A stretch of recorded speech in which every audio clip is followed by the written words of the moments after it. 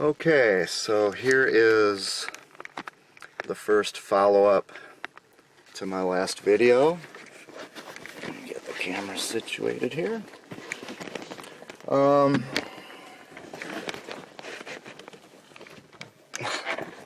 no way to get this camera situated. This can't be done. There we go. Okay, can you see me? Not that you would want to.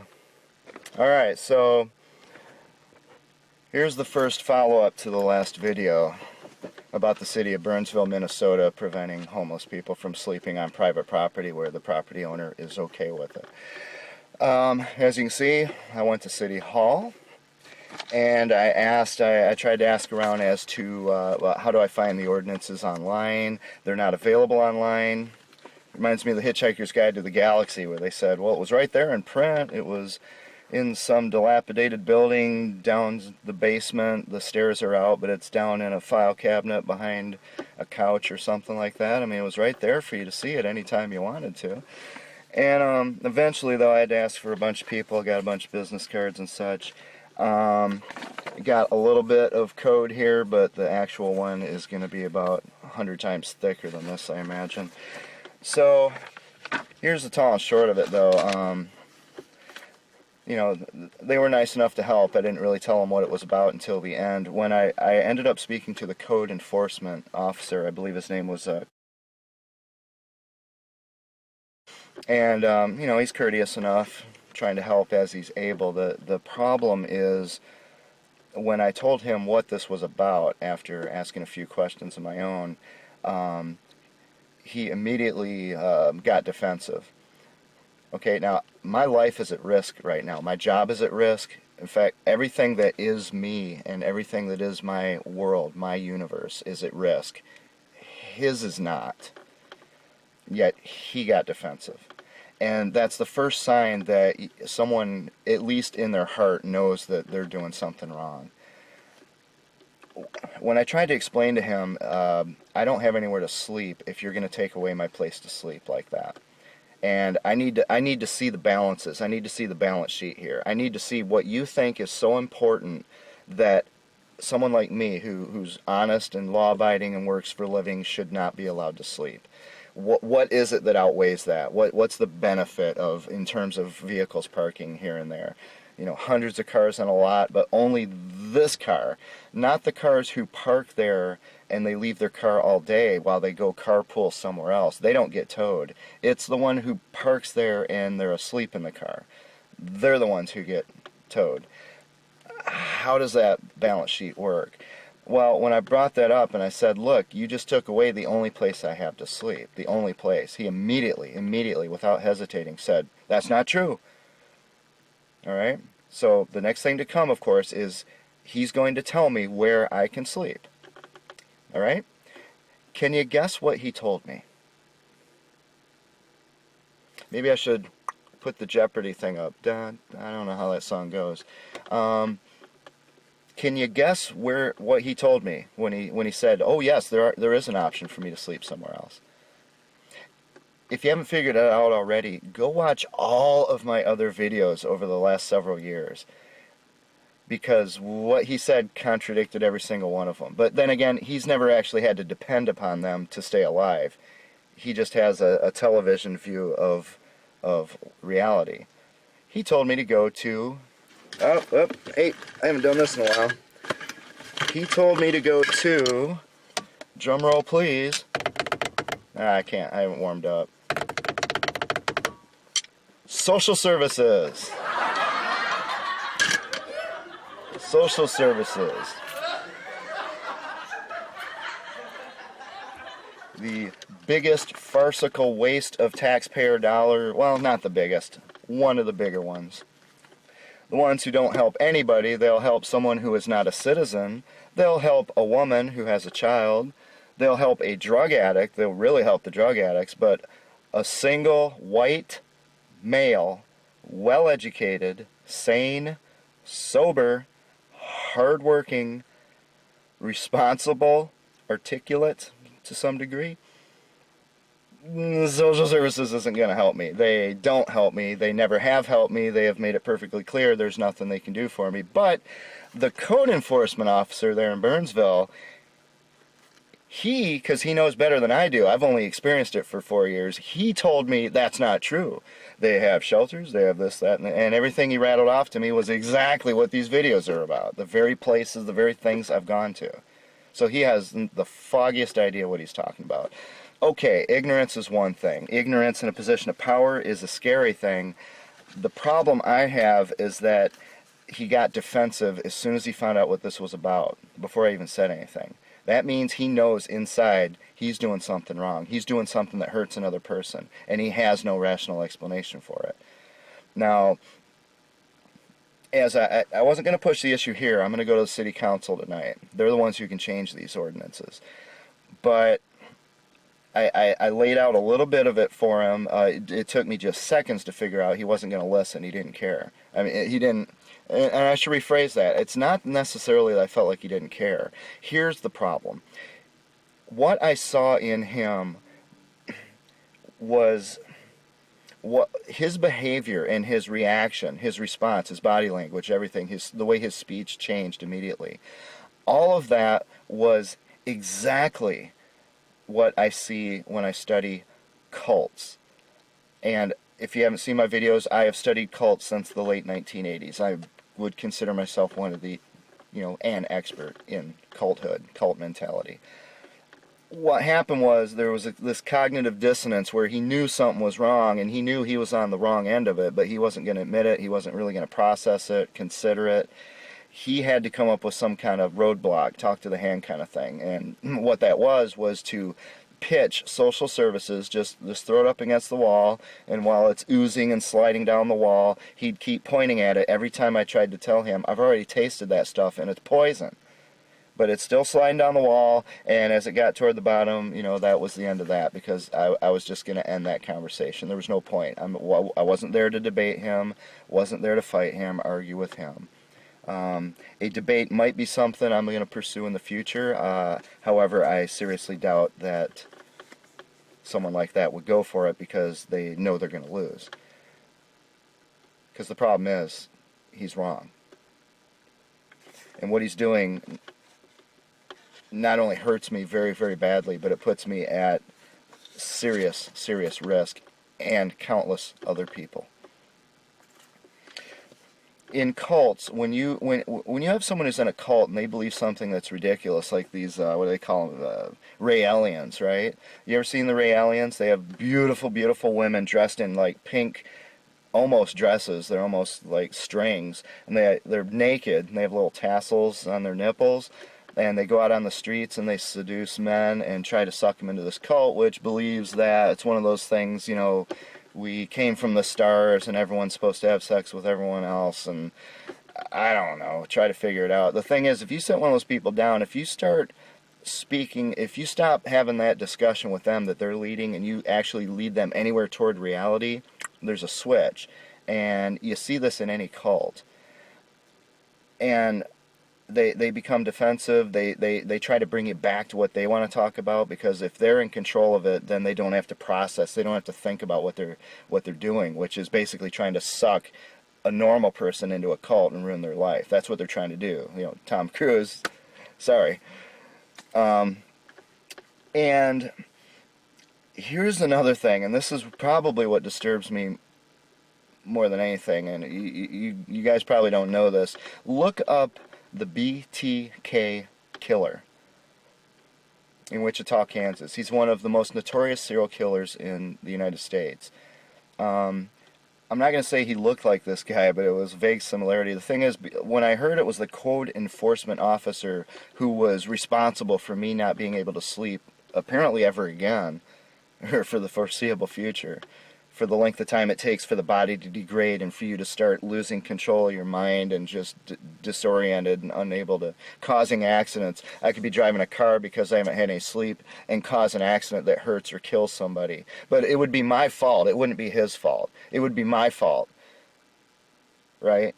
even though he was the one who prevented me from sleeping when I wanted to sleep. You understand how this works, right? This is government we're talking about, and not a good government. BTK Killer was a code enforcement officer, and he looked a little bit like this guy. I think I even have a photo of BTK putting a notice up on a wall, just like that clown put this pink notice up on my window last night. This guy would break into homes and he would tie everyone up and rape and kill them, including the children. And if you watch BTK, maybe I'll even put a clip of BTK talking at his sentencing hearing. The judge asked him to explain what happened during all of his killings. And this guy just talked about him like it was making a cake recipe. First of all, Mr. Otero was strangled, or a bag put over his head and strangled.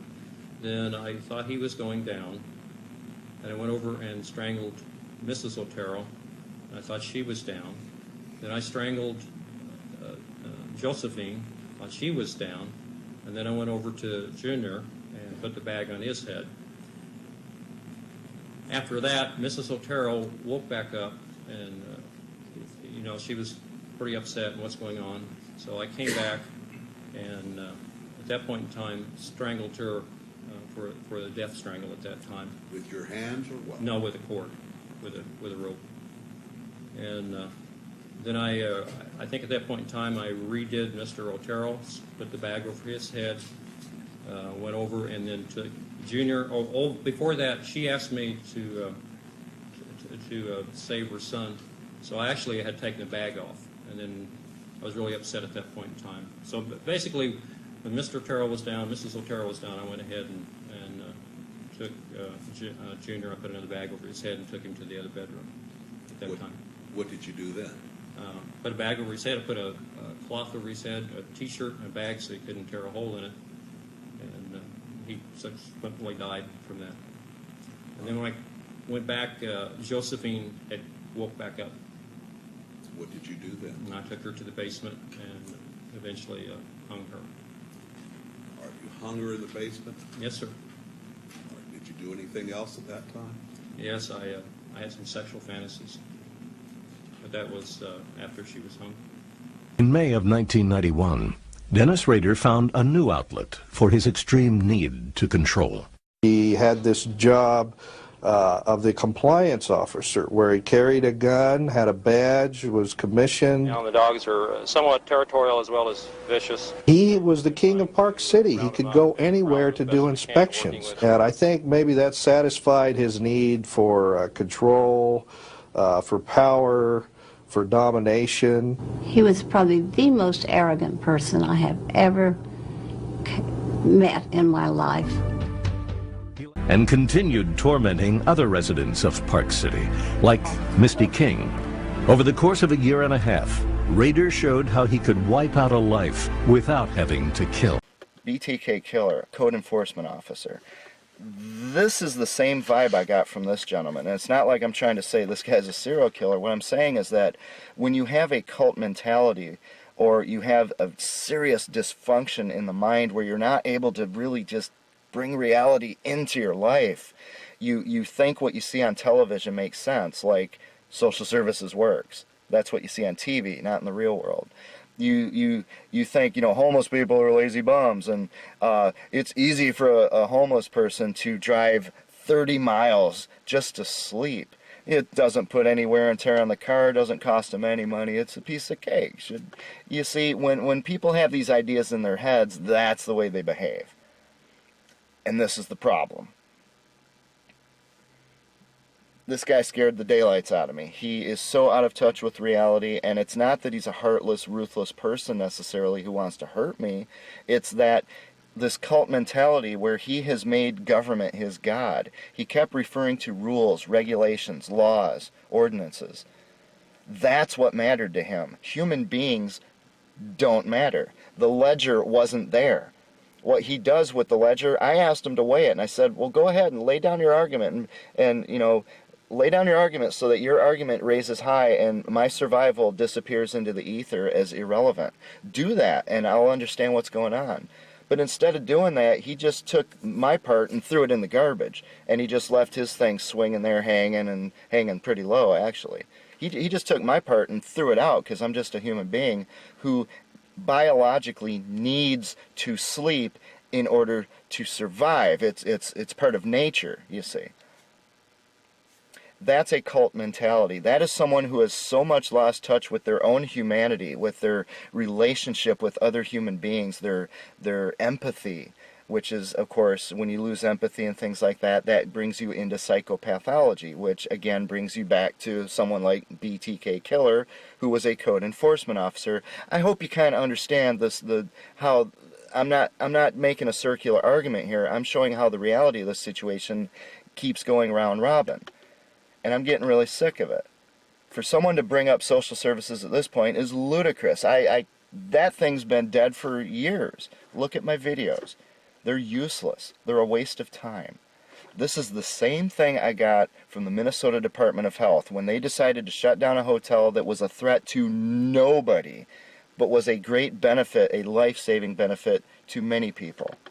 But they decided to shut it down. And in their twisted minds, laws, regulations, procedure, policy matters more than those human beings. These people are psychopaths, sociopaths. You know, you can go read the DSM, what are they up to nowadays, DSM-5. Go ahead and read that and see what you think. I don't know. I'm not here to make armchair diagnoses of these people. But the problem is, I wouldn't trust that guy with a baby. I wouldn't trust that guy with anything. He had no empathy. There was nothing there. And again, I'm not saying he's just inherently a bad, horrible person. He might be the most wonderful father and neighbor and husband and who knows what, son, elsewhere. The problem is he keeps himself away from things that give him trouble, like homeless people. But when a homeless person comes to him and all of a sudden we're sitting there standing, next to each other talking, he can only put up the only defense he has. And all of a sudden he realizes, well, what I'm doing actually hurts a lot of people. I keep doing it anyway because it's got good pay and it's really hard to get fired from a government job. I would have to appeal to my some kind of ethical or moral code for me to leave this job on principle because what I'm doing hurts people. He's not going to do that.